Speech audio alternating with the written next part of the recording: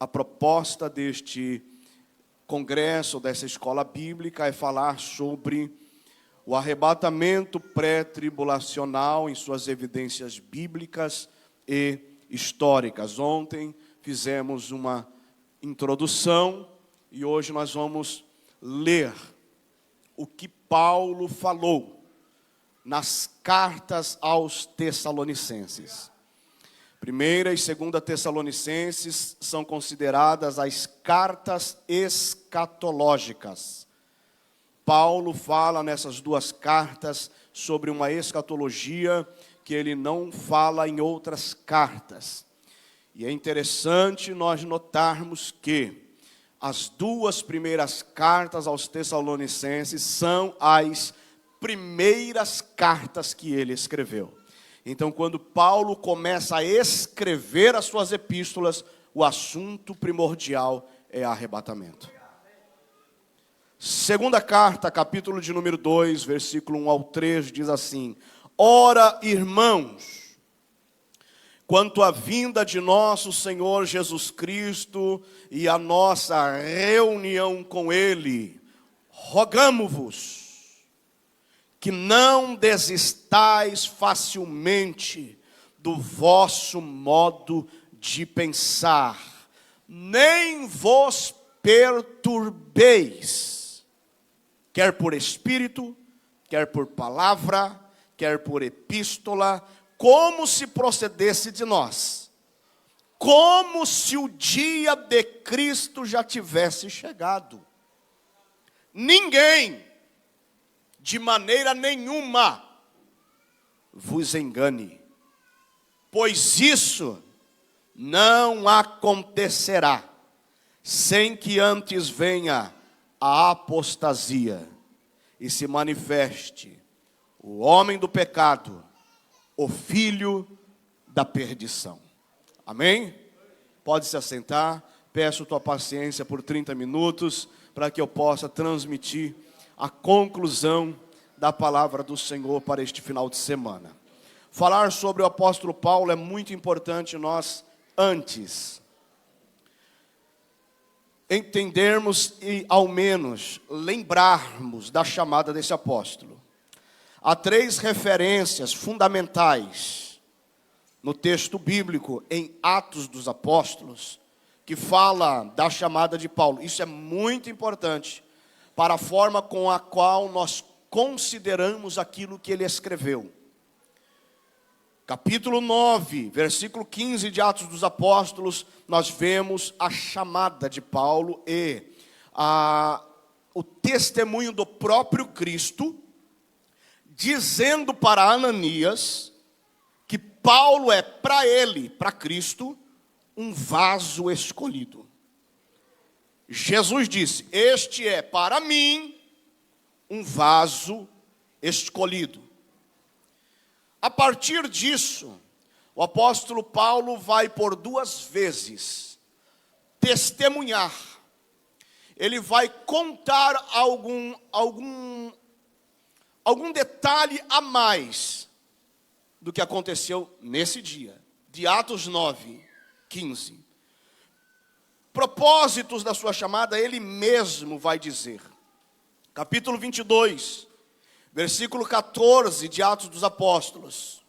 Isso é muito importante. Você pode pegar a sua caneta e anotar 22, 14 ao lado de 9, 15. E ao lado de 9, 15 e 22, 14. Aí na sua Bíblia você vai fazendo a chave temática. E você vai fazendo da sua Bíblia o seu manual de instrução. 22, 14, quando Paulo fala o que aconteceu em 9, 15, ele fala de 3 propósitos para o qual ele foi chamado. Primeiro, ele diz, para conhecer a vontade de Deus.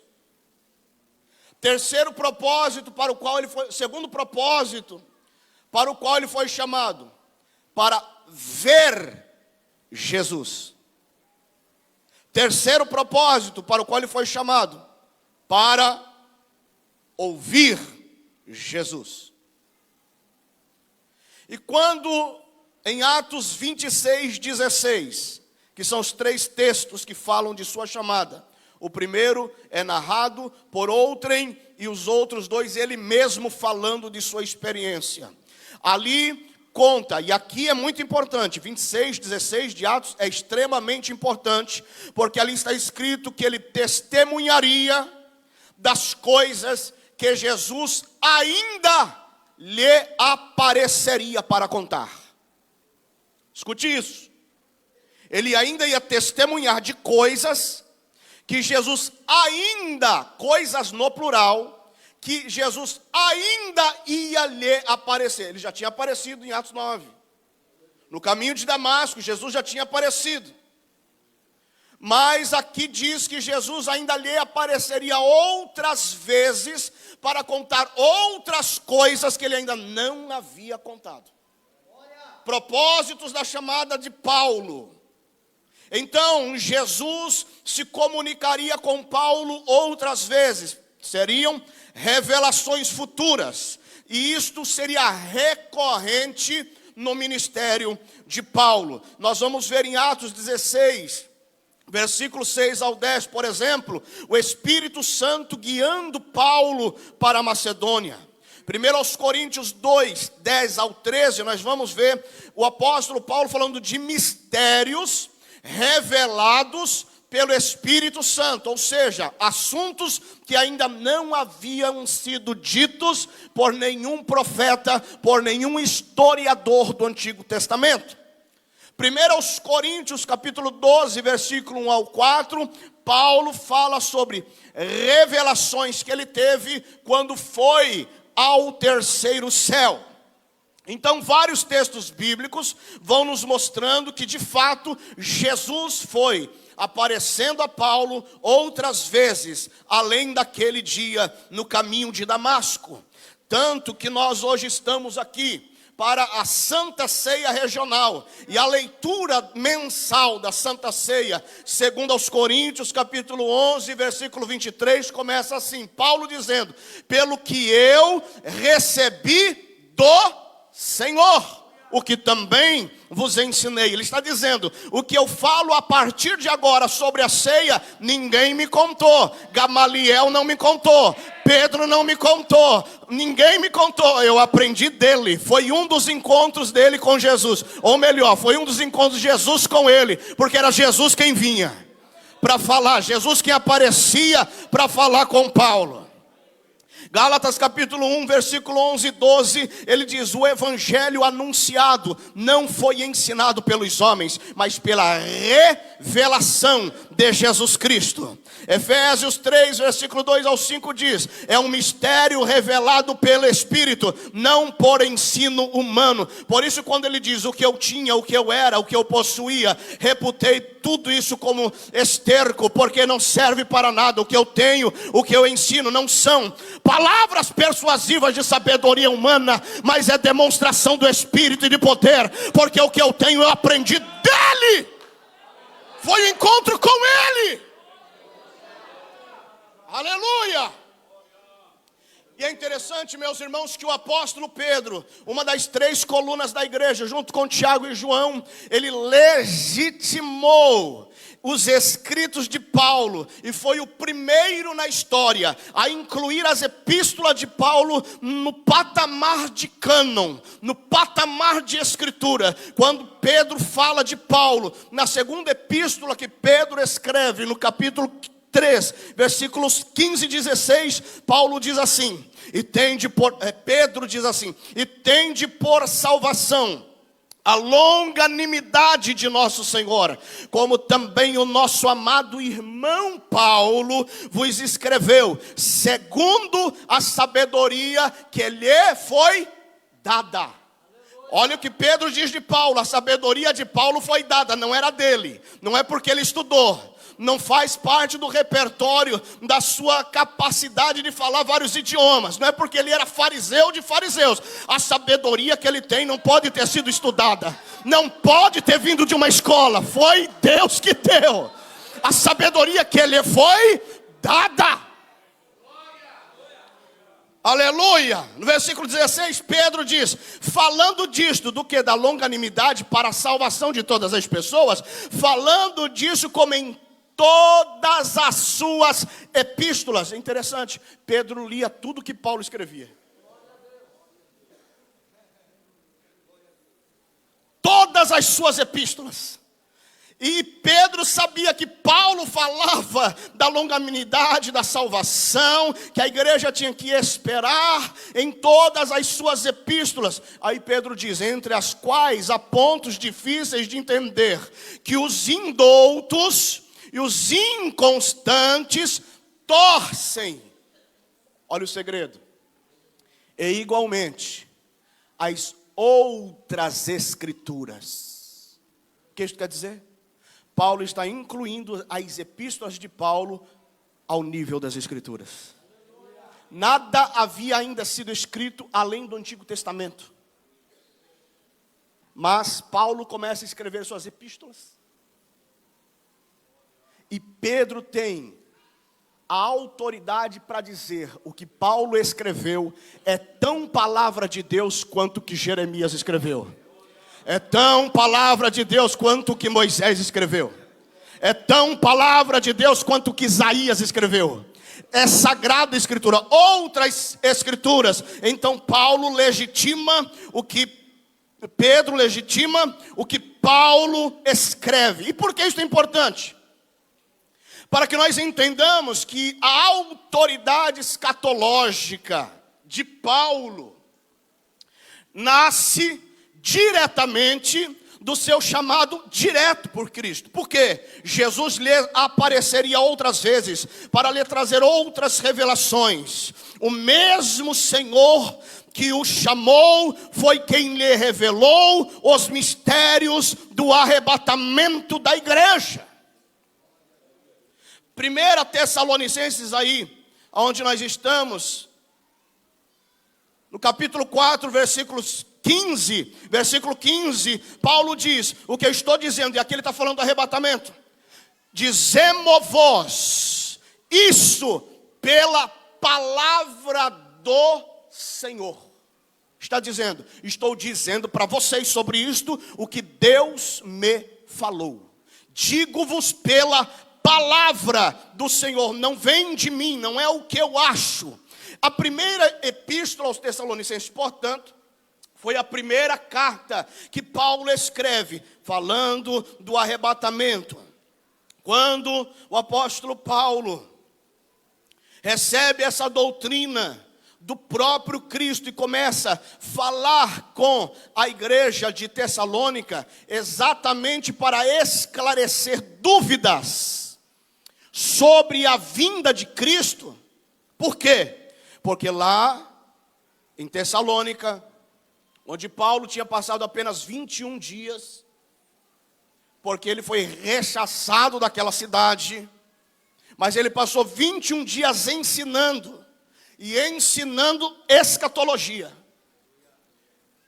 Ele tem que sair de lá, passa por Bereia, vai para outras regiões, até chegar em Corinto, onde ele começa a escrever esta carta, a primeira carta aos Tessalonicenses, e depois, em alguns meses, escreve a segunda carta. Por quê? Porque muitos em Tessalônica estavam preocupados com os familiares cristãos que já haviam morrido. Paulo vai explicar para eles, no capítulo 4, que não era para eles se preocuparem, não era motivo de preocupação, porque todos os crentes, vivos ou mortos, participarão da vinda de Cristo. Ele explica isso no capítulo 4, versículo 13 ao 18, capítulo 5, versículo 1 ao 11, da primeira carta. Quando ele escreve, ele deixa claro que o que ele está falando não é dele, é pela palavra do Senhor, mas que foi resultado de um dos encontros de Jesus com ele. 1 Tessalonicenses 2,13, ele diz: recebestes de nós a palavra da pregação, a recebestes, não como palavra de homens, mas como é, na verdade, palavra de Deus. 1 Tessalonicenses 4, 1 e 2 diz: vos ensinamos pela autoridade do Senhor Jesus. Então, com este mesmo temor de autoridade e legitimidade pela sua chamada, ele entra no capítulo 4 da primeira carta para falar do assunto que estava causando temor aos tessalonicenses. E a partir do versículo 13 ele diz: não quero, porém, irmãos, 4:13 da primeira carta, não quero, porém, irmãos, que sejais ignorantes acerca dos que já dormem, que é um eufemismo para aqueles que já haviam morrido. Não tem necessidade de ser ignorantes, porque aqueles que já dormem, não se entristeçam como os demais que não têm esperança. Por quê? Versículo 14: se cremos que Jesus morreu e ressuscitou, assim também aos que em Jesus dormem, Deus os tornará a trazer. Não apenas levar, tornará a trazer com ele, não apenas para ele, trazer com ele. E quando ele vem, aquele que ele levou, ele traz de volta. Versículo 15: dizemos-vos, pois, isto pela palavra do Senhor. Paulo mais uma vez deixa claro que o que ele está anunciando, que ele está falando, é resultado dos encontros dele com Jesus, dos encontros de Jesus com ele, que era uma das coisas que ele testemunhou em 26:16 de Atos. Jesus lhes apareceria outras vezes para falar de coisas que ainda não haviam sido revelados. E ele diz, versículo 15: portanto, que nós, os que ficarmos vivos para a vinda do Senhor, não precederemos os que dormem, porque o mesmo Senhor descerá do céu com alarido, e com voz de arcanjo, e com a trombeta de Deus, e os que morreram em Cristo, o medo dos tessalonicenses, os que morreram em Cristo ressuscitarão primeiro. Depois nós, os que ficarmos vivos, seremos arrebatados juntamente com eles. Com quem? Com os que serão ressuscitados, com os que serão arrebatados primeiros. Nós vamos nos encontrar com eles nas nuvens, a encontrar com o Senhor nos ares, e assim estaremos para sempre com o Senhor, porque ele disse: aonde eu estiver, vós estareis comigo também.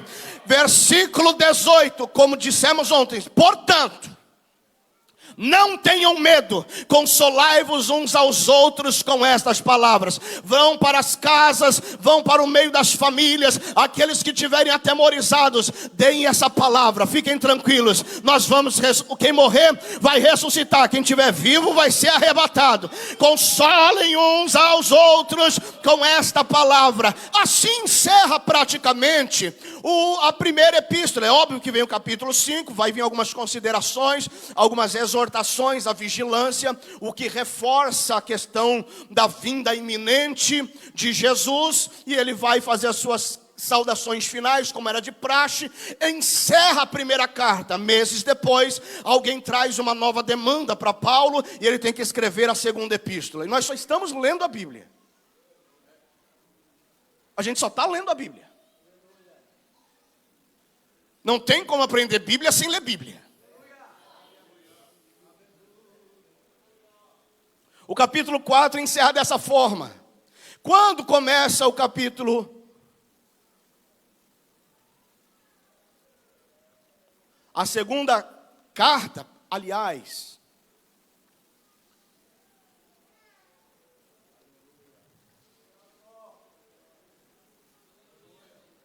que é menor ainda do que a primeira.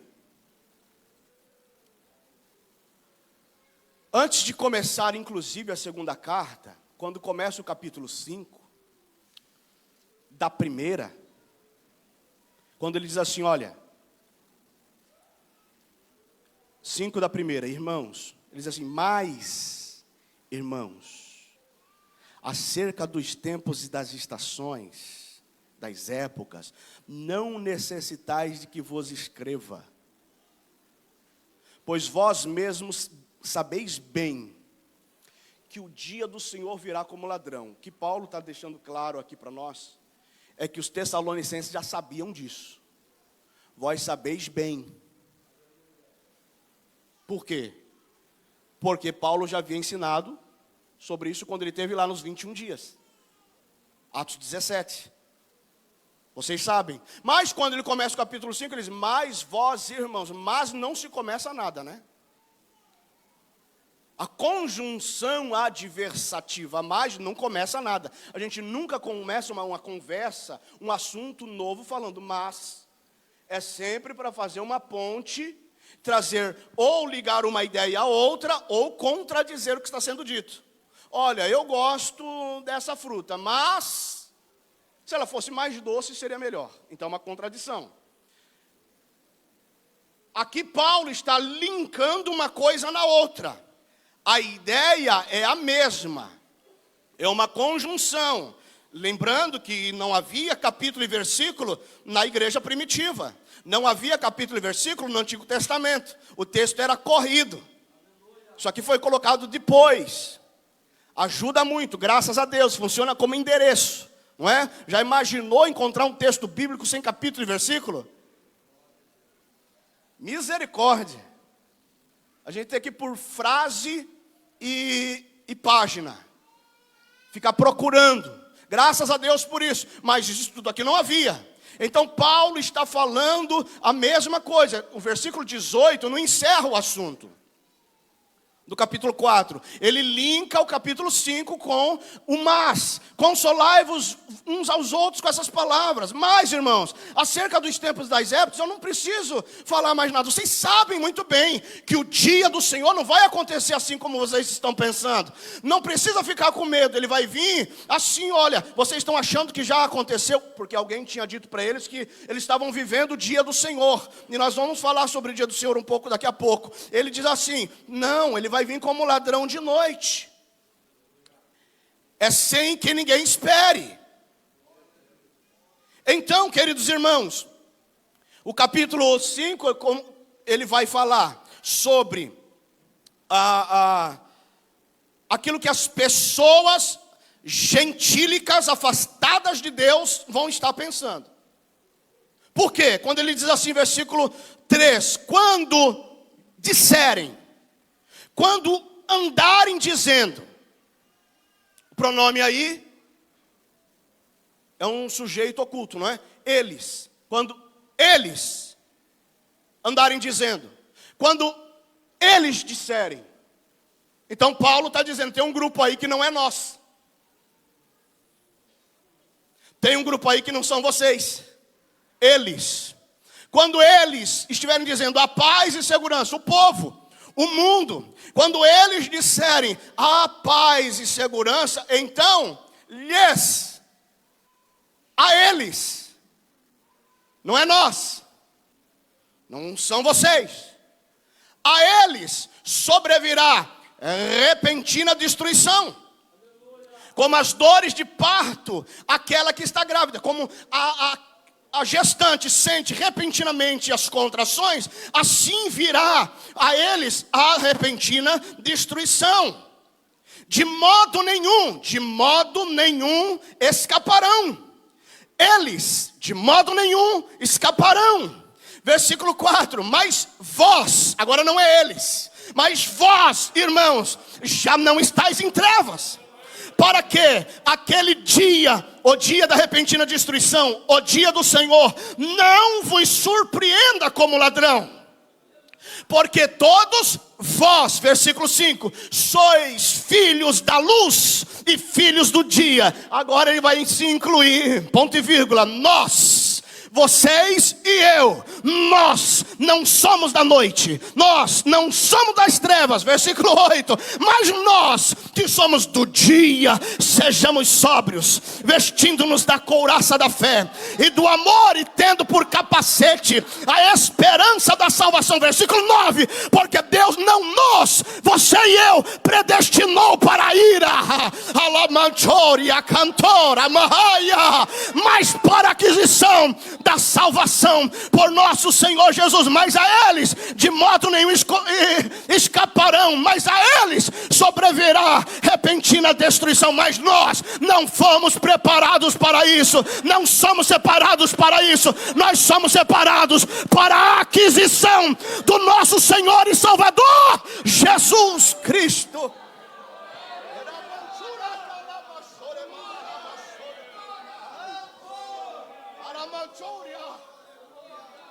Aleluia.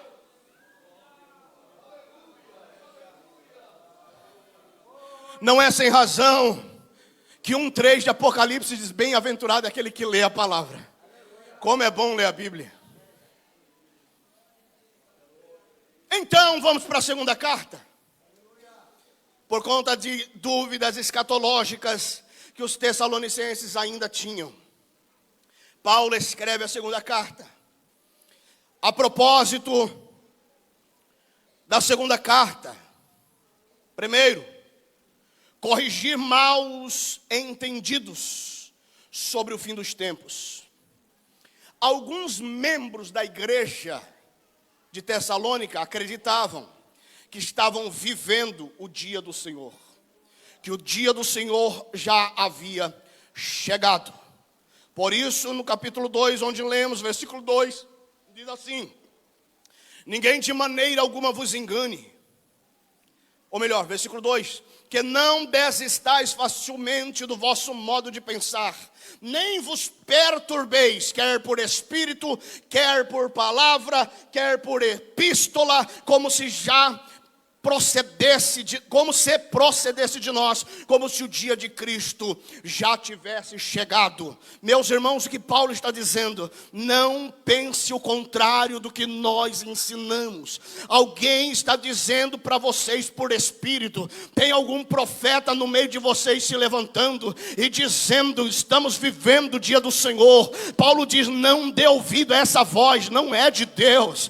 Tem alguém se levantando no meio de vocês, dizendo por palavra, estão chegando no púlpito e pregando, dizendo: estamos vivendo o dia do Senhor, a repentina destruição chegou até nós. Não acredite, é falso pregador, é falso profeta, não vem de nós. Essas pessoas estão enganando vocês por epístola, estão escrevendo livros, estão escrevendo cartas, são escritores, são instruídos, são homens letrados. Não acredite, ele vai falar no grego, vai falar no hebraico, no aramaico, no gregaico. Não tem que acreditar, não vem de nós. Não acredite em nada que disserem o contrário do que nós já dissemos. Por quê? Porque o que eu digo para vocês foi do encontro que Jesus teve comigo. Jesus falou para mim e eu estou falando para vocês. Aleluia, aleluia. Aleluia. Então não se movam facilmente.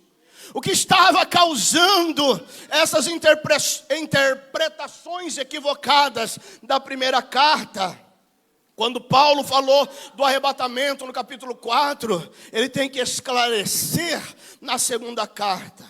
E na segunda carta, o capítulo 1 é apenas um panorama geral, que ele vai explicar um pouco melhor no capítulo 2. Ele dá um panorama geral e fala depois no capítulo 2 como vai ser. Por que isso é importante? Porque no capítulo 1 ele separa coisa, por exemplo, que a escola pós-tribulacionista não faz. Separa as tribulações da tribulação. As tribulações que passamos é o ódio do mundo contra a igreja. A tribulação é a ira de Deus ao mundo. É diferente. E aqui ele diz que a igreja passa por tribulações, perseguições, aflições, o ódio do mundo, mas não é a tribulação. É sobre isso que ele vai falar para os tessalonicenses. Não se preocupem, vocês estão passando perseguições, tessalonicenses. Não é o dia do Senhor. Isso é perseguição, é o ódio do mundo. É normal, vai ser assim até a vinda dele. E ele vai, portanto, discorrendo no seu ensino, e chega então, portanto, no versículo 2 e no versículo 3, onde lemos que ele vai falar do dia do Senhor. E por que é que o povo tinha medo do dia do Senhor? E tinha que ter medo mesmo, porque a Bíblia diz que o dia do Senhor refere-se a um período em que Deus vai intervir de forma direta, de uma forma extraordinária, para julgar os ímpios, para julgar Israel, para disciplinar as nações, para restabelecer o seu reino na terra. Características do dia do Senhor na Bíblia é realmente para temer. Por exemplo, Isaías 2,12 diz que o dia do Senhor virá contra os soberbos. Isaías 13, 6 ao 13 diz que é dia de ira e dia de destruição. Jeremias 37 diz que é tempo de angústia para Jacó. E Ezequiel capítulo 30, versículo 3 diz que será um dia nublado para os gentios. Vai vendo. Não há menção de igreja, é para nações, é para soberbos, é para Israel, é para gentios. Joel capítulo 1, versículo 15, vai ser dia de destruição do Todo-Poderoso. Joel 2, 1 ao 11, fala que vai ser dia de trevas, dias em que um exército poderoso virá sobre a terra, vai ser dias de terror. Joel 2:31 diz que vai haver sinais cósmicos terríveis. Amós capítulo 5, versículo 18 ao 20, diz que vai ser julgamento inesperado. Obadias 1:15 diz que vai ser dia de juízo sobre as nações. Sofonias 1:14 ao 18 diz que vai ser dia de ira, dia de angústia, dia de trevas. Malaquias 4:5 vai ser um grande e terrível dia. Só do Antigo Testamento falando sobre o dia do Senhor. E não há nada para se esperar desse dia. É por isso que Tessalonicenses, a igreja de Tessalônica, estava com medo. Será que já estamos vivendo esse dia que falou Isaías, Ezequiel, Joel, Amós, Sofonias, Isaías? Meu Deus, que não seja, mas eles achavam que era. Mateus 24, 29 ao 31, fala que no dia do Senhor vai haver sinais cósmicos. 2:20 de Atos, fala que vai haver sinais no céu. 1 Tessalonicenses 5, 2 e 3, vai ser repentino e destruidor. 2 Pedro 3:10, o dia vai ser de juízo cósmico. Apocalipse 6:17, vai ser o grande dia da ira de Deus. Apocalipse 16:14 vai ser o grande dia do Deus Todo-Poderoso. Por isso entende-se que esse dia é o que nós chamamos de grande tribulação. Não é um dia de 24 horas, é um período de grandes acontecimentos, tempo sem precedentes, não houve na história. Tudo que já aconteceu com Israel não se compara com o que ainda está para acontecer.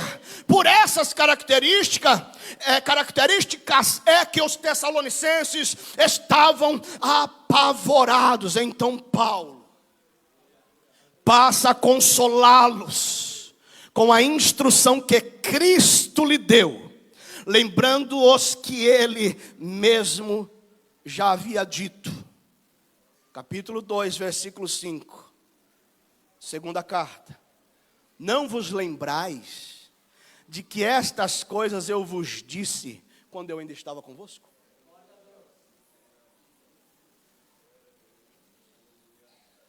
Então fiquem tranquilos, o dia do Senhor não é para nós, mas eles de modo nenhum escaparão.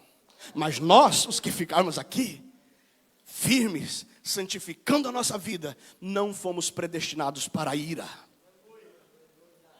Então vai entrar num assunto muito importante no versículo 3, que ele diz assim: ninguém de maneira nenhuma vos engane, porque os eventos têm uma programação, tem uma ordem de acontecimentos. Ou seja, isto o quê? O dia do Senhor não acontecerá antes, ou seja, sem que venha a apostasia e se manifeste o homem do pecado, o filho da perdição. Paulo vai falar à igreja sobre a apostasia antes que venha o dia do Senhor. Antes que comece a grande tribulação, virá a apostasia. E a apostasia, como nós comentamos, tem a sua tradução hoje revisada pelo dispensacionalismo revisado, pelo pré-tribulacionismo revisado. Ou seja, há o pré-tribulacionismo clássico, E a partir dos anos 70, virada para os anos 80, começou-se a trazer novos estudos, novas pesquisas, portanto, surgindo o pré-tribulacionismo revisado. E descobriu-se que a palavra apostasia não significa somente desvio da fé. Não significa somente esfriamento. Mas eu quero que os irmãos notem uma coisa. No versículo 2, ele diz assim: vocês estão perturbados por pensar que já estão vivendo a grande tribulação, já estão perturbados. Queridos irmãos, isso aqui é muito importante, porque a igreja, ensinar que a igreja vai passar pelo dia do Senhor aqui na terra, causa perturbação e não consolação. Perturbar é o antônimo de consolar. E Paulo diz: consolai-vos com essas palavras e não perturbai-vos com essas palavras. Ou seja, apenas uma doutrina que inventou um Deus sádico, um Deus que cria homens para lançá-los ao inferno. Somente uma doutrina que diz que Deus determinou o pecado que vamos cometer. Apenas uma doutrina que ensina que Deus criou dois tipos de pessoas, um tipo para ir para o céu e um tipo para ir para o inferno. Somente uma doutrina como essa, diabólica, é que pode ensinar perturbação à igreja. Somente uma doutrina como essa é capaz de perturbar a igreja. A noiva do cordeiro não vai sofrer a ira do próprio cordeiro, porque a Bíblia diz que, nos ensina que a igreja é a noiva do cordeiro, nunca diz que ela é a noiva do leão. Jesus é o cordeiro que tira o pecado do mundo e o leão da tribo de Judá. Mas cordeiro é cordeiro e leão é leão. Cordeiro, querido, é manso e humilde. Cordeiro ama. Cordeiro é inocente, é ingênuo. Cordeiro é tudo que tem de fofo. Agora leão é outra história. E a igreja nunca é chamada de noiva do leão, por mais que o noivo dela seja o leão da tribo de Judá. Mas não é o leão da tribo da igreja, é o leão da tribo de Judá. Porque ele vai vir como leão para julgar Judá, para julgar Israel e as nações. Mas com a igreja ele é cordeiro.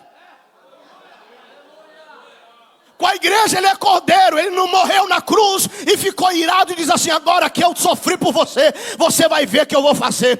Eu vou me vingar de você porque eu derramei o meu sangue por você. Não, ele diz: eu morri porque eu amo, eu desci porque eu quis. O Pai me chamou, o Pai me enviou, mas eu quis vir. Eu quis vir. Não tem ira do cordeiro para a igreja, tem a ira do leão para as nações. E isto que ensinam por aí, que a igreja vai passar por tribulação, pela grande tribulação, é doutrina diabólica que perturba a igreja. A igreja de Cristo é santa e é consolada pelo Espírito Consolador, e ela espera o dia de Cristo, e não o dia que vai vir o anticristo, o dia do arrebatamento, e não dia da tribulação.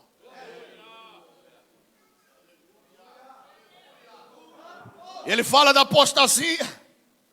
E eu disse que apostasia não é simplesmente desvio da fé. Pastor, então quando é que a apostasia é desvio da fé? É o contexto que tem que dizer, não eu. Porque essa palavra foi usada muitas vezes no Novo Testamento. Não só em 1 Timóteo 4:1, que fala que muitos apostatarão da fé. Aí por conta disso, muitos sempre pensaram que apostatar é da fé. Mas apostatar da fé, apostasia é só apostatar da fé quando o complemento for da fé. Se é apostasia, a gente tem que saber o que significa a palavra.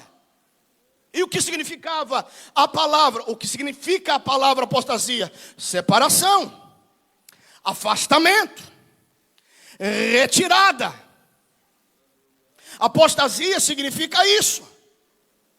Por exemplo, quando Jesus fala no capítulo 5 de Mateus, versículo 31, sobre a carta de divórcio, a carta de separação, a palavra separação ali é apostasia. É um afastamento físico. Não é um afastamento da fé. É um afastamento físico. O verbo, que apostasia é substantivo. O verbo é absteme. Absteme, usado muitas vezes também no Novo Testamento, significa o ato de se afastar de algo ou de alguém. Seja físico ou espiritual, ou ideologicamente. É um afastamento. Então, quando eu sei que é um afastamento espiritual, o contexto diz. Quando eu sei que é um afastamento físico, o contexto vai falar. Quando eu sei que é um afastamento ideológico, o contexto vai mostrar. Então, queridos irmãos, para que você entenda um pouco mais, por exemplo, absteme usado, afastar fisicamente, em Lucas 2,37, quando diz que Simeão e Ana nunca se afastavam do templo, ali é apostasia. E não é um sentido negativo. E não se afastar do templo é uma apostasia boa. Então não tem só a conotação negativa do termo apostasia. Apostasia, a palavra, por exemplo, apartar em Lucas 13:27 com apartamento espiritual. Atos 2:12-10 é um afastamento físico. 15:38 de Atos é um afastamento físico. 22:29 é um afastamento físico. O que eu quero dizer com isso? Eu tenho muitas referências e eu não vou falar todas porque não dá tempo.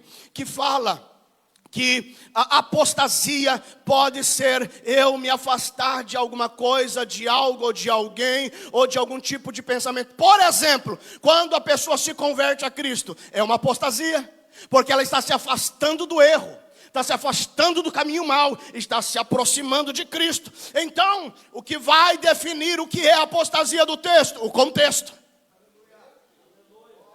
Pastor, mas isso tem base? Tem base porque todas as Bíblias,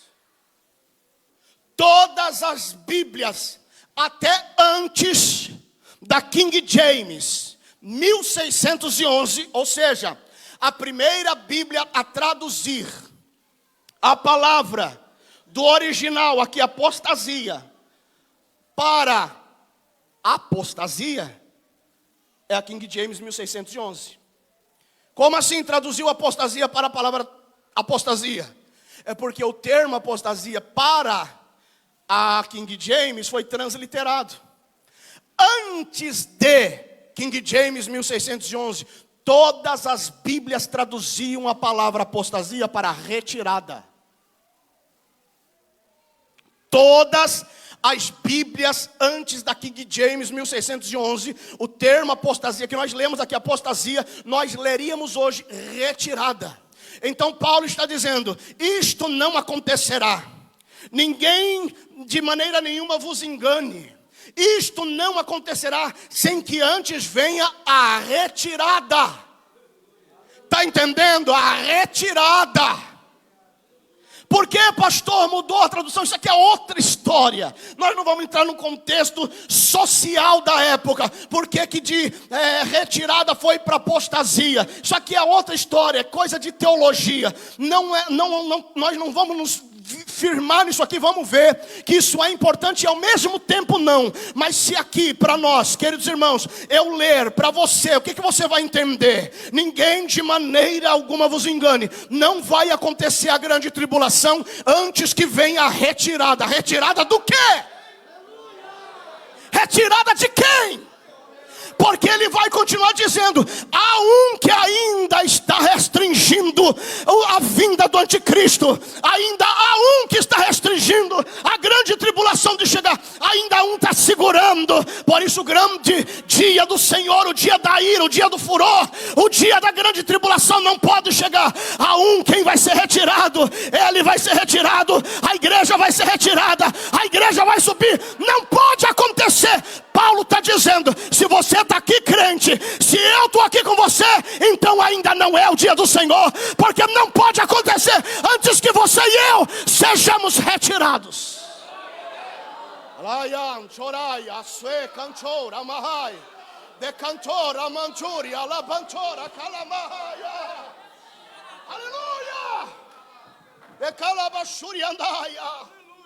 Aleluia.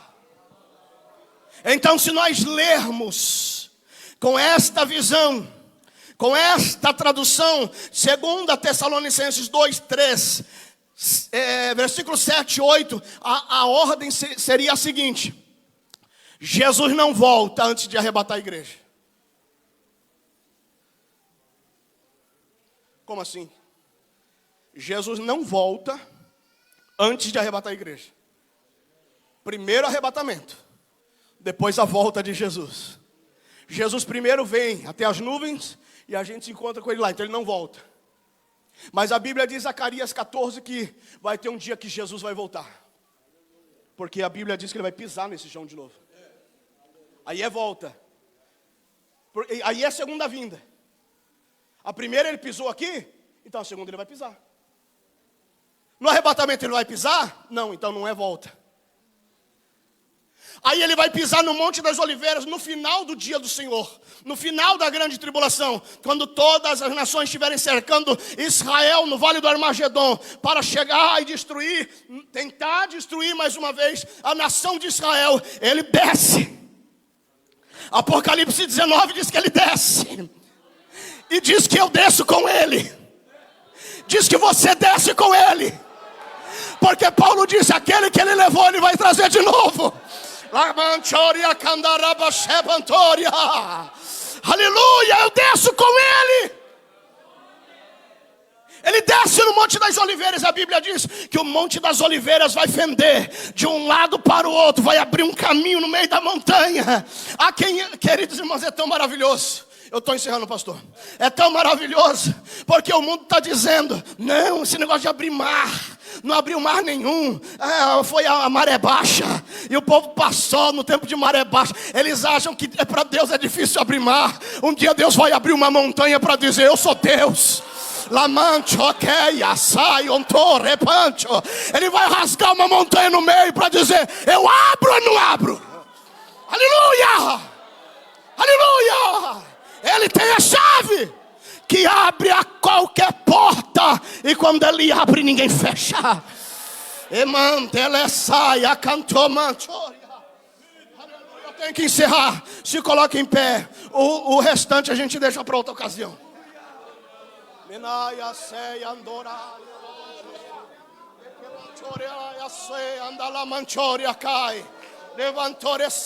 Você está acreditando que a igreja vai passar por tribulação? Você está perturbado.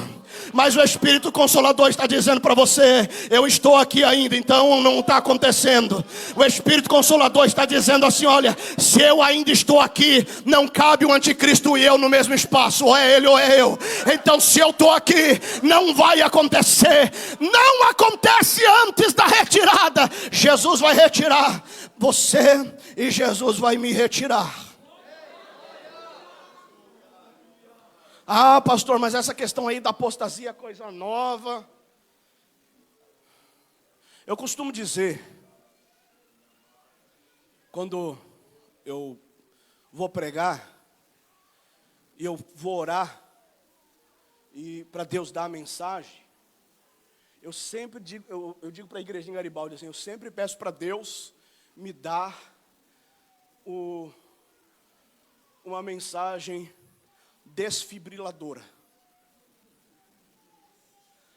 Eu não quero mensagem massageadora. Eu quero mensagem desfibriladora.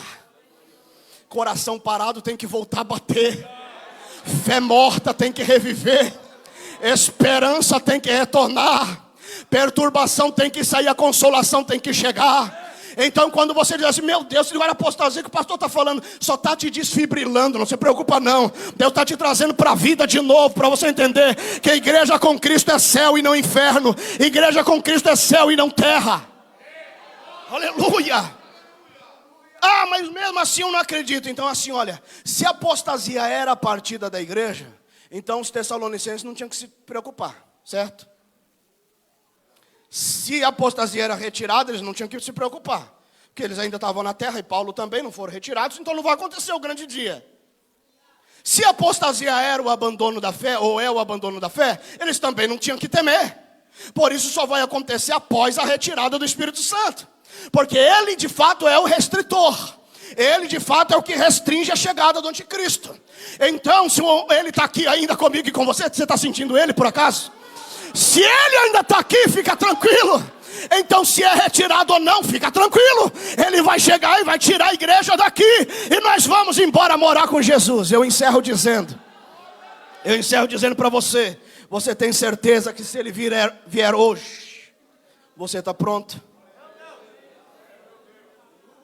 Aleluia. Oh, aleluia. Ele ainda está aqui, mas um dia ele vai embora. A longanimidade de Paulo falou, Pedro disse, Paulo falou da longanimidade de Deus para a salvação em todas as suas epístolas. Sabe o que é longanimidade? É o turbo. É o turbo da paciência. Deus é paciente. Aí quando vai acabar a paciência de Deus, ele quer se irar, ele aperta o botãozinho da longanimidade. É um turbo. Vou dar mais uma chance. Vou deixar ele participar de mais um congresso. Vou deixar ele ouvir mais uma pregação. Para ver se ele entende. E se rende. E se apostata do mundo. E se achega para mim. Eu não sei se você tem certeza da tua salvação se Jesus vier hoje. Ou se ele vier amanhã, coletiva ou individualmente. E por isso eu faço este apelo. E após este apelo eu oro e encerro a minha participação.